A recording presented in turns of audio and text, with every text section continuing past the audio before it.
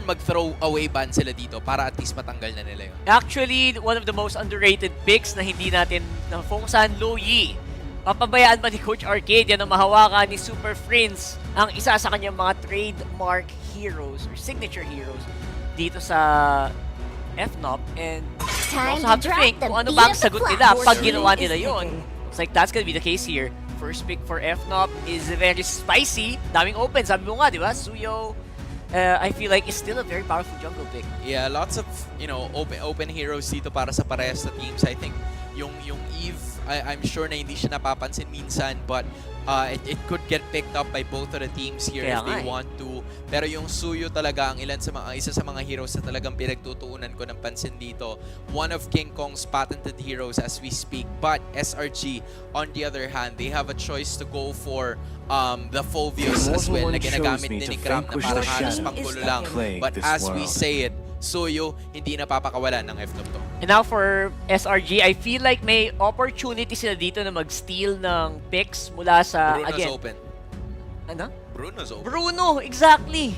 Yung Bruno na yan, although it did lose out in the previous series, I feel like it still has a really good potential, especially pag kasama mo isang team na kayang makipagsabayang bigkas, sabayang dive Your team na is hindi picking. kayo malilito. And right now, kung pampalito lang, Lo Yi is sa mga best heroes for that beautiful move from SRG. That's right. You've mentioned this quite a while ago as well na alam mo yun, kailangan mo mamili ng choice eh. You're gonna have to make a choice here kung ang gusto mo bang pakawalan ay walang iba kundi yung Lo Yi para mapunta doon sa kabilang team. And that is gonna be the pickup para sa SRG to give it to Stormy, one of the best mid laners that we have so far in the esports scene. Tama.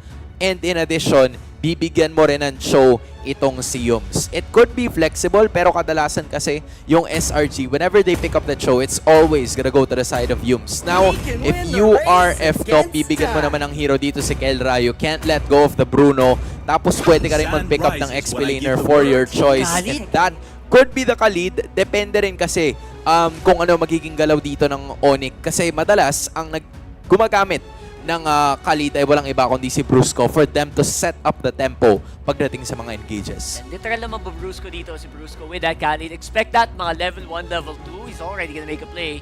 And that's also something na pwede mong gawin para mapabagal yung disruption na pwedeng gawin ng isang show mula dito sa SRG. Yeah, so if you already have the Suyo on the other side, may chance na mag-pick up dito kaagad ang SRG ng either XP laner or a jungler. Pero kasi wala pa namang nababan so far na gold laner, so you still have the Granger. Pwedeng yun din yung i-pick up mo para kay Innocent, but you also have the Moskov na ginamit niya to save them.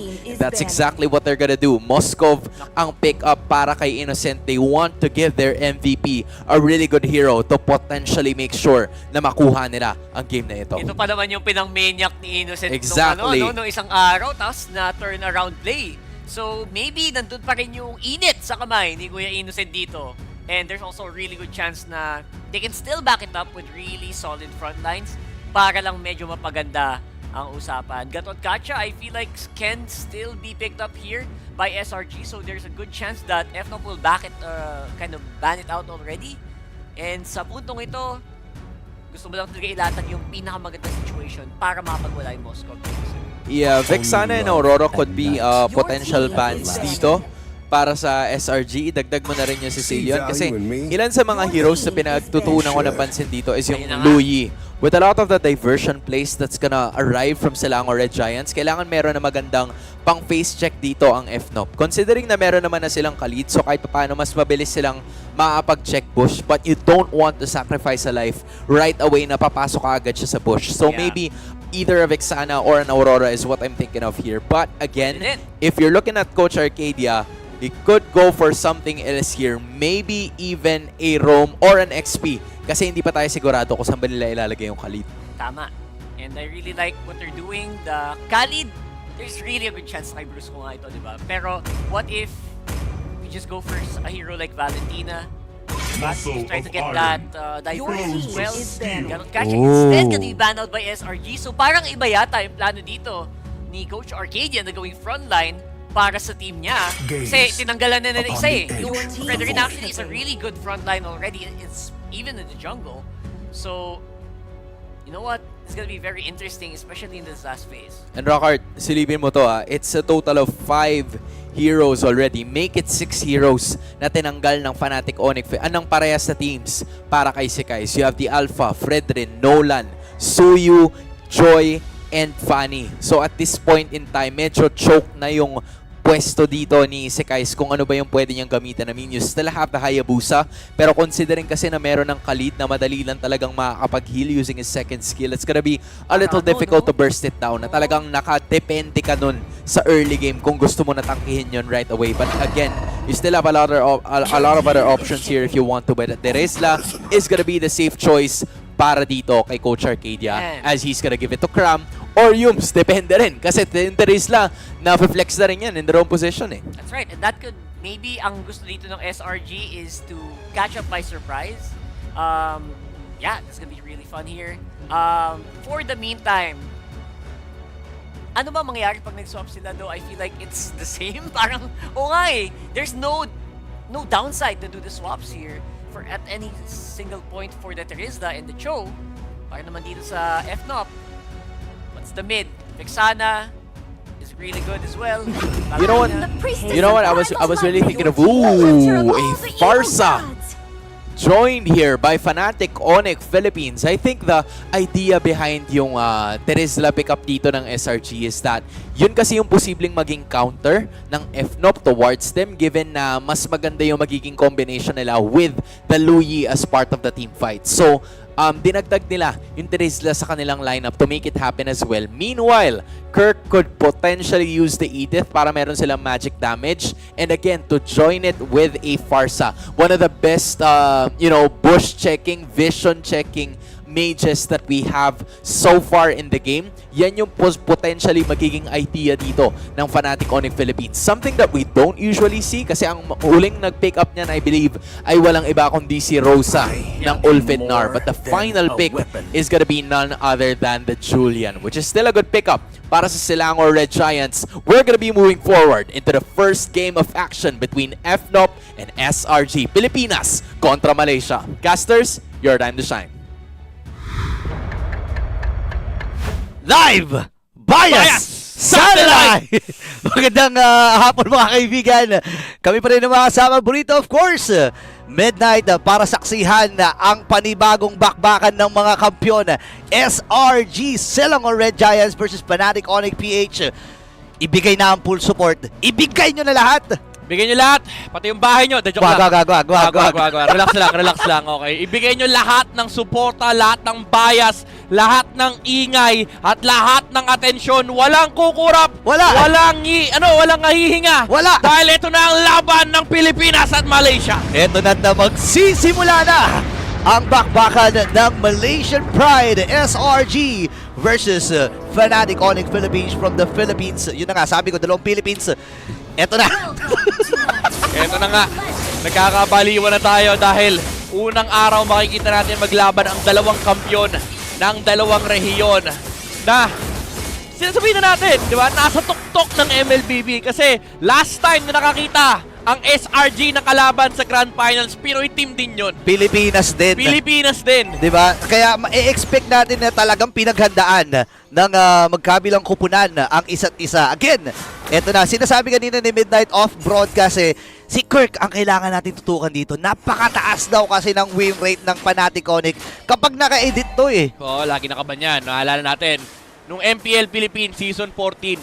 Ano yan? Ito yung mga games nila na laging 9K gold lead, 9 minutes in. Naka-edit si Kirk nun. Nako, kaya kailangan talagang tingnan ng Selangor Red Giants itong tapatan na ito at ang agad ng pagdalaw Ayan na nga, sinasabi natin si Cram dito mabibigyan ata pero kulang pa naman yung damage dito ni Kirk pero pinana si Cram. Ayan ito yung sinasabi natin kanina Burrito nung MPL Philippines Season 14, madalas na nilang gamitin itong edit na to. Kumbaga nung Swiss stage, naka-easy mode kasi. Relax lang, Fnatic Onyx. Kasi may layers ng difficulty yan May easy, may normal, may hard, may ultra hard, may MPL Philippines. Nako, marami-rami pa palang dadaanan. So, ibig sabihin, naka-normal state na dito ang Fnatic Onyx PH. Yung Oo. bago gusto mong sabihin, Medyo paano na sila, nararamdaman nila sabi nila, parang hindi na sapat yung easy Tinalo tayo ng BTK na nakaraan Oo. Kailangan nang i-up yung level. Ni-normal na. Oo.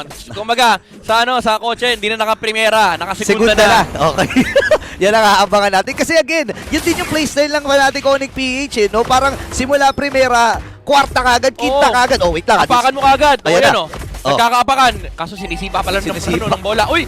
Aray ko. Yun na naman. Na-experience na ni Innocent nung nakaraan to. Nag-purify sa mukha Normal-normalings lang talaga. Oh, wait lang dito sa may bandang Turtle Pit. Si Bruce ngayon ang pinupuruan flicker na gamit na kanila. Yung ultimate del mula dito kay Cram.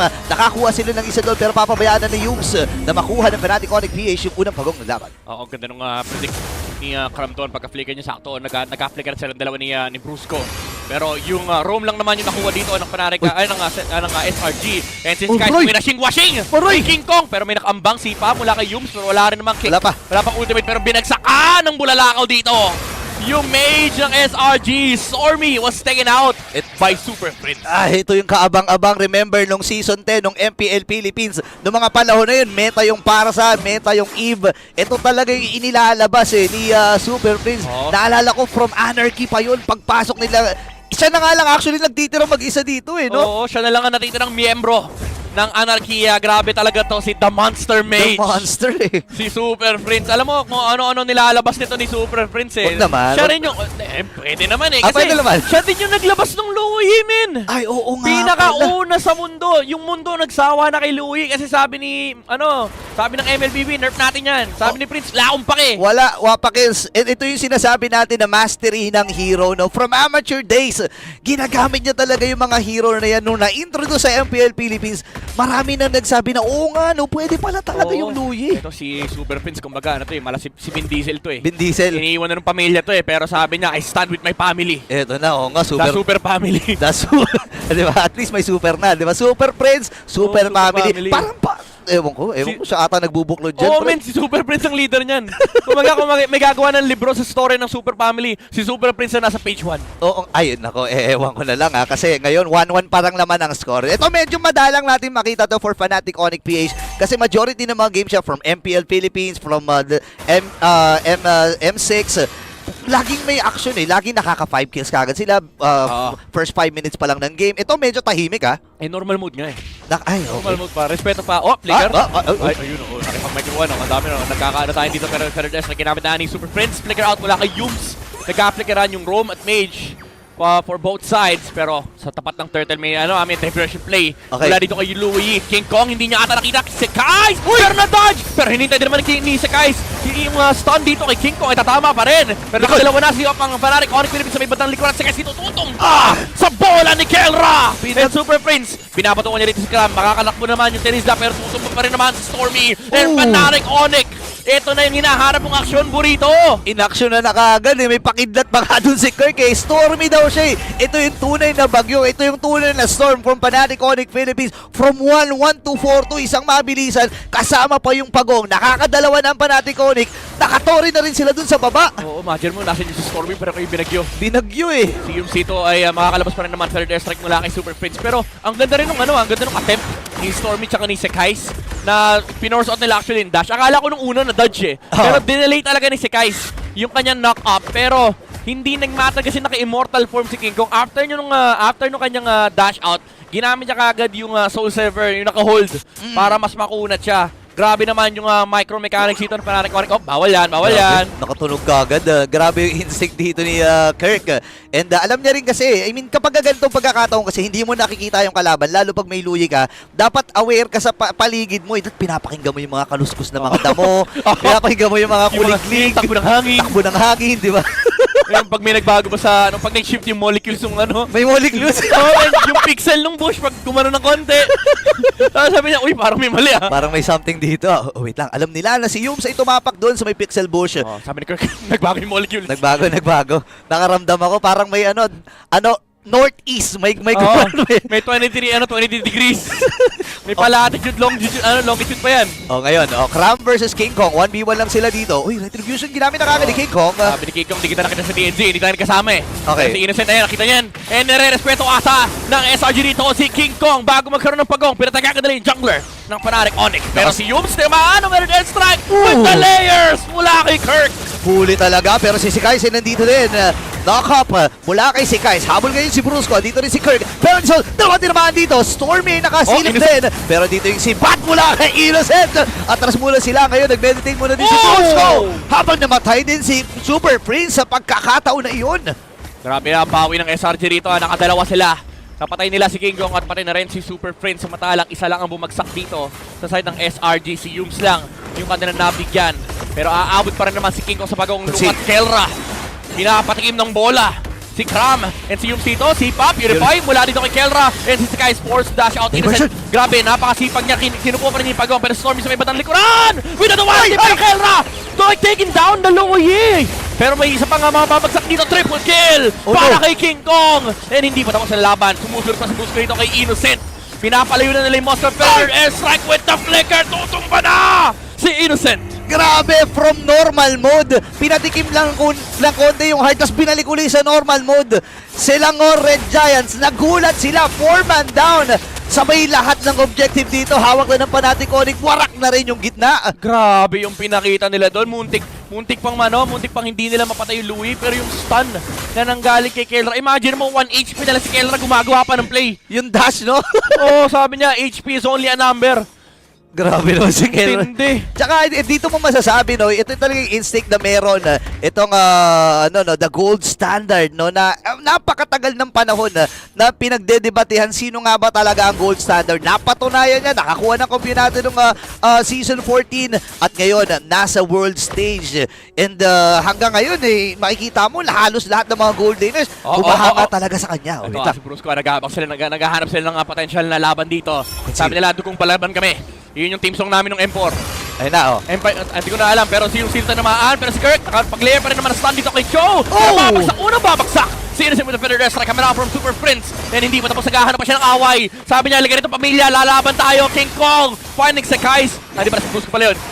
Mukhang suyo yung Khalid. Pero King Kong, naghahanap pa ng away dito. Pero makukuha lang nila yung Moscow, pero Moscow yun yung pinatumba nila. Grabe yung igot, no? Isa sa mga main damage dealer from Selangor Red Giants. 5,000 na ang kalamangan dito ng Fnatic Onyx PH. Kirk, andun yung kanyang knock-up. Pero nakasilip din. Yung sinagawin dito, andun yung penalty zone. Tinamaan dito itong si Kelra. And this time, mapapatumba na nga nila ito. Atras muna ang Selangor Red Giants. 20 seconds para sa unang lord ng laban. Nagiging ma-action talaga to. Ang gandang punishment mula dito kay Cram. Sabi niya, ako din kung palaban, Pinoy din ako. And alam kasi nila walang flicker and kakadash lang ni Kelra. Kaya naabot nila yun. With Yums attempting to find a kick na force out nila yung Purify, and then Cram finding the flicker onto the backside. Beautiful engage coming out from SRG. Pero ito, unang pinakamalaking objective. Pero pinakakagad. Unang malaking objective, pero sabi ni Kirk, lalaban tayo, pero flick out siya dahil ang daming kasama ni Yums. Lima ito Alam nila at kakabuhay din lang naman ito ni Kelra. Pero may konting pahinga muna, no? Sabi ng Fnatic Onyx PH kasi medyo Medyo makin medyo nag-iinit yung mga. Tsaka yung mga nanonood ngayon na mga viewers natin dyan sa mga kabahayan nakatayo na. Yung iba nagsasaing, hindi matapos yung sinasaing Oo. Kumbaga, diba, nililinis. Hinawakan yung kanin, hindi na binitawan. Ayaw na bitawan. Gano'n yan. Ano na yan? Kailangan mo linisin ulit dyan. Hindi, ganun talaga Again, mapapatuto ka talaga dito sa laban na to. Ito ang pinaka-inaabangan ng lahat right after ng draw nung nakaraang araw. At nakita natin ang kalakasan talaga ng mga kupunan na haharap ngayon. Alam mo, parang lahat nga ng pumasok na 8 kupunan, puro kampiyon to no? Oo, puro champion sa kanilang respective region. And I think yung mga regions, yung mga country lang na dalawa yung representative, syempre, hindi champion yung isa. Kasi isa lang naman yung champion. Tama naman. Pero matitindi yung mga nakapasok dito sa ating knockout stage. And even though muntik nang tumumba yung SRG sa kamay ng CFU, doon natin nakita yung kanilang resilience and yung godly play ni Innocent. Oo nga. Ang katanungan lang dito, replicable ba yon against a PH team? Ay, oo nga. Kasi again, nakita natin no, na na-highlight pa nga yun kanina doon sa video na pinanood natin kung gaano talaga decisive din itong si Innocent. No? Kapag gagawa siya ng play, for example, yung MSC run niya na ni-request niya, Coach Roger, Roger, sure. bigay niyo yung Roger, parang ganun. Nung binigay yung Roger sa kanya, binigay niya yung kampyonato ng MSC. Binigyan niya din yung Bren. Oo, binigay niya yung Falcon Safety Brandon. Pero ito lang gusto ko sabihin, Innocent, isa talaga sa umangat na no pagdating sa larangan ng MLBB. Nung mga panahon kasi nakita na natin yung yung kakayahan niya, yung potential niya nung nasa TNC Pro Team pa lang siya. At nung napunta siya sa SRG, parang na-unleash lalo yung inner beast na meron siya eh. From senior high to bachelor yung potential na i-release Oo nga. Diba? Laging potential lang kasi usapan, pero to kay Innocent, pagdating niya ng SRG ay lumabas talaga ang kanyang kalakasan. Kaya naman matindi pa rin talaga ang pinapakita dito ng SRG ngayon. Lord ang pinaglalabanan ng dalawang kupunan. Nakapwesto sila parehas dito, pero malayo pa si King Kong. Wala pang jungler Fnatic Onyx.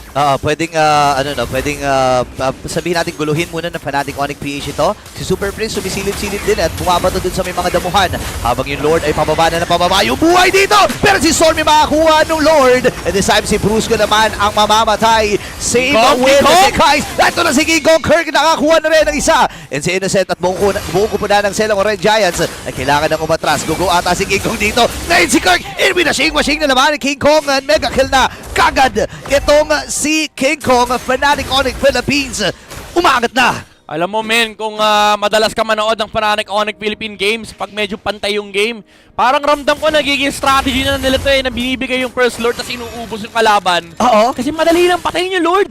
Oo nga pala, elite lang ng buhay niya. Ayun, Tingnan mo naman. Diba? Nakakuha sila ng Lord, plus ilang gold din yan. Tapos nakakuha sila ng 3 kill. So parang for Fnatic, ginagawang farm yung kalaban.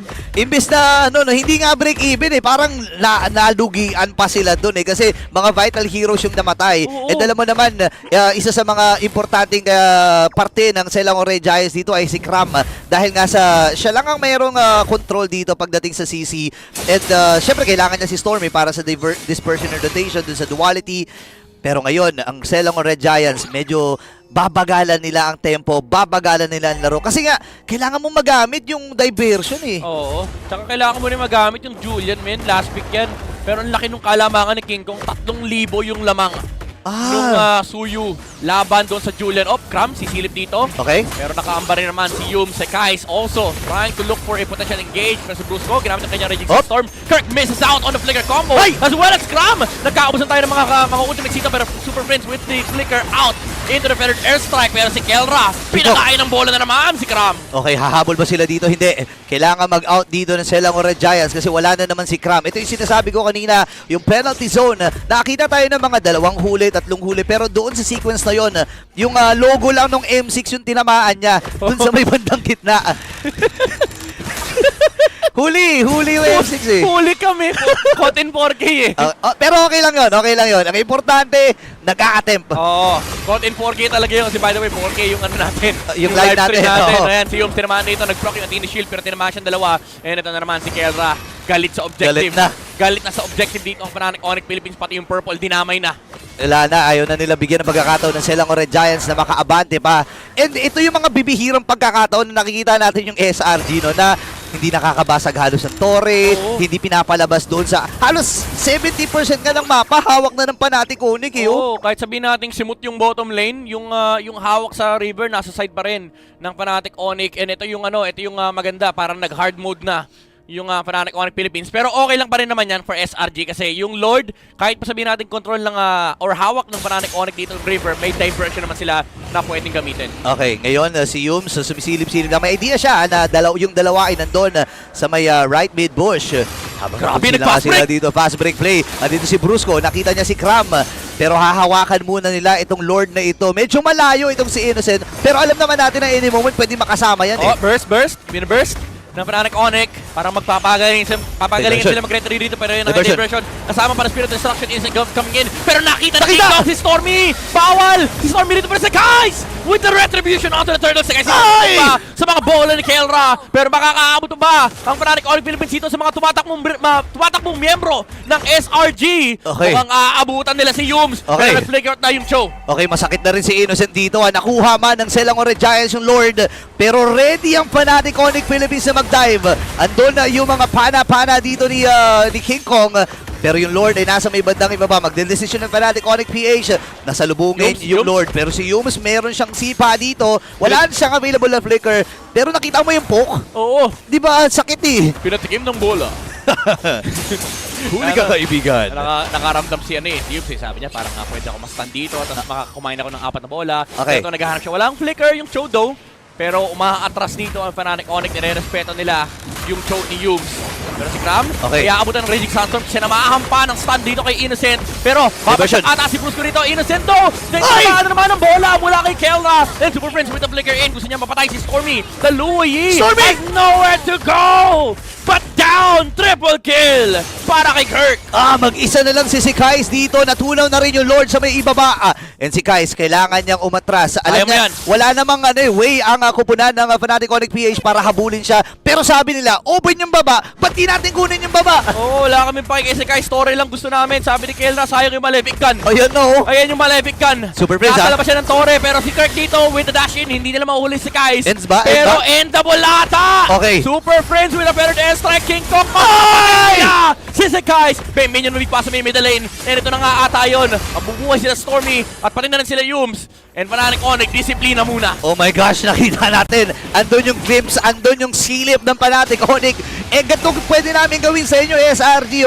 Buti na lang nabuhay at mababa na rin yung mga death timers dito ng mga members from SRG. Nabuhay na si Yums, nabuhay na si Innocent. At ngayon ay may konting pagkalma ang Fnatic Onyx PH. Kompletos recados na rin si Kela dito. Meron na rin siyang Rose Gold Meteor. Grabe naman to. Parang ayaw mamatay. Rose Gold Meteor, Wind of Nature, may Malipik bibili yan. pa ng bibili pa ng immortality mamaya yan. May buy and sell pa yan, di ba? Oo, ganun yan. Mayaman na kasi si Kelray, nag-champion eh. Totoong buhay. Pati sa totoong buhay. Totoong buhay, mayaman yan eh.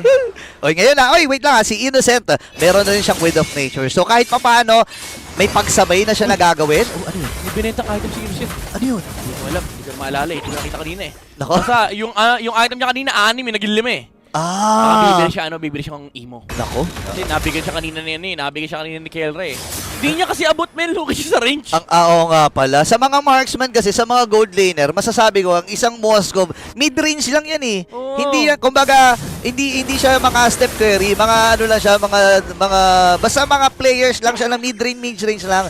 Dos lang ang atake. Dos lang, pwede kang Dos mag lang. Pero to, may conceal na naman mula dito kay Brusco. Pero nasa ginamit na naman, nahuli nila si Sekai Yup. dito. King Kong with a godlike streak, pero isa naman ng sipa si Yung. Kelra! Onto King Kong, pero si Kelra dito sa may bandang likuran. Makakatakbo pa rin naman siya. Yung goes down with the immortality. Pero Brusco, lumalaban Si pa Kelra! rin. Humihinga pa yung Kami. And si Kelra, free hit lang sa may bandang likuran. Oh no, 3 ang natitira para sa Selangor Red Giants. Pwede mag-swing ang Fnatic Onyx Philippines dito sa Lord. Wala si King Kong, pero sabi nila parang kaya ata natin. Wala rin naman si Casey. Oh my glove, grabe yung protection ng Onyx kanina doon kay Kelra.